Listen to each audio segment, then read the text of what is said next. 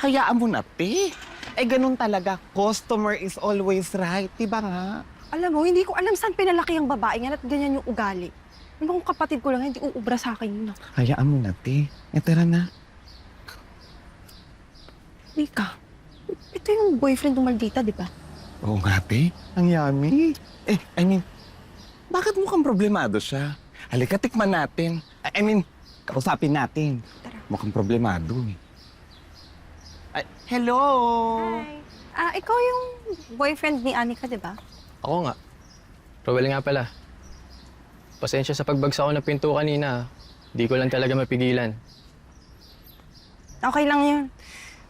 Hindi naman sa nangihimasok kami, ha? Pero, ba't ba kayo nag-away na dalawa? May pagka-control freak kasi yun eh. Palibhasa, spoiled sa magulang. Nasanay lahat ng gusto niya, nakukuha niya.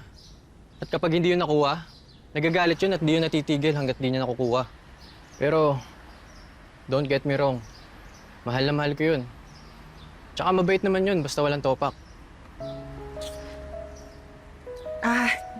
Sige, Roel, una na kami, ha?